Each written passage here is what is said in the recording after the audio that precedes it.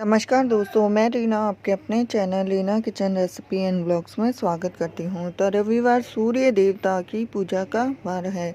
जीवन में सुख, समृद्धि, धन, संपत्ति और शत्रुओं से सुरक्षा के लिए रविवार का व्रत सर्वश्रेष्ठ है। रविवार का व्रत करने व कथा सुनने से मनुष्य की सभी मनोकामनाएं पूरी होती है। तो रविवार का व्रत 1 वर्ष या 30 रविवारों तक अथवा 12 रविवारों तक करना चाहिए। रविवार को सूर्योदय से पूर्व बिस्तर से उठकर शौच व स्नान आदि से निवृत्त होकर स्वच्छ लाल रंग के वस्त्र पहने। इसी के साथ तब तक उसके बाद में घर के किसी पवित्र स्थान पर भगवान सूर्य की स्वर्ण निर्मित मूर्ति या चित्र स्थापित करें। इसके बाद विधि विधान से गंध पुष्प आदि से भगवान सूर्य का पूजन करें।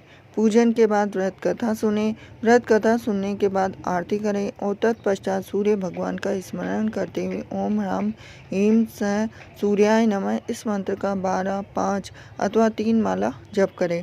जप के बाद शुद्ध जल, रक्त, चंदन, अक्षत, लाल पुष्प और दूर्वा से सूर्य को अर्घ्य दें। सात्विक भोजन व फलाहार करें। भोजन में गेहूं की रोटी, दलिया, दूध, दही, घी, चीनी खाएं। रविवार के दिन नमक नहीं खाएं। रविवार व्रत की जो पौराणिक कथा है इस प्रकार से है। प्राचीन काल में एक बुढ़िया रहती थी। वह नियमित रूप से रविवार का व्रत करती। रविवार के दिन सूर्योदय से पहले उठकर बुढ़िया स्नान आदि से निवृत्त होकर आंगन को गोबर से लीपकर स्वच्छ करती। उसके बाद सूर्य भगवान की पूजा करते हुए रविवार व्रत कथा सुनकर सूर्य भगवान का भोग लगाकर एक दिन में एक समय भोजन करती। सूर्य भगवान की अनुकंपा से बुढ़िया को किसी प्रकार की चिंता एवं कष्ट नहीं था।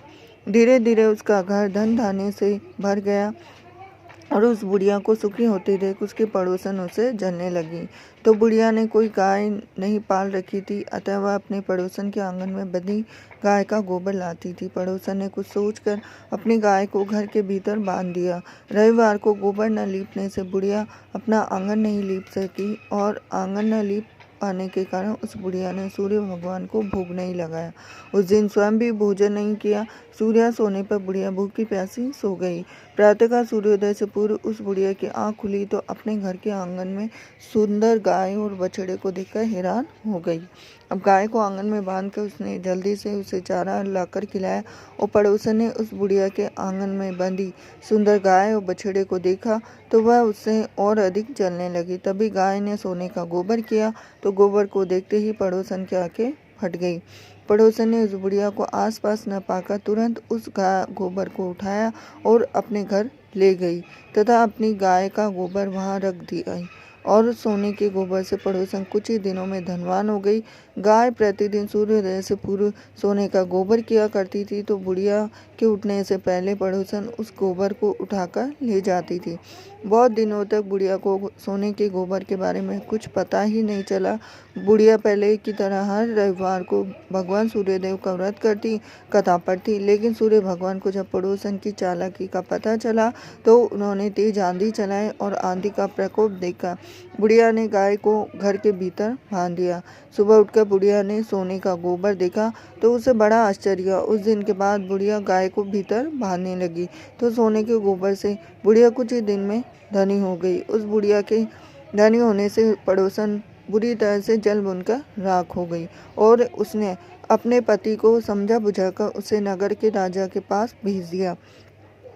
सुंदर गाय को देखकर राजा बहुत खुश हुए और सुबह जब राजा ने सोने का गोबर देखा तो उसके आश्चर्य का ठिकाना न रहा।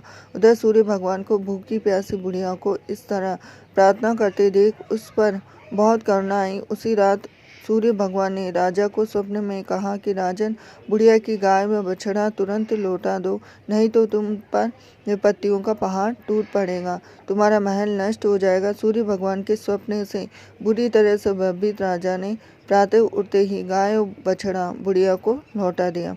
राजा ने बहुत सा धन देकर बुढ़िया से अपनी गलती के लिए क्षमा मांगी और राजा ने पड़ोसन और उसके पति को उसकी दुष्टता के लिए दंड दिया। फिर राजा ने पूरे राज्य में घोषणा करा दी कि सभी स्त्री पुरुष रविवार का व्रत किया करें और रविवार का व्रत करने से सभी लोगों के घर धन धान्य से भर गए।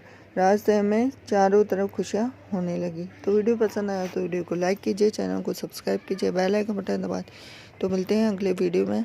हरे कृष्णा।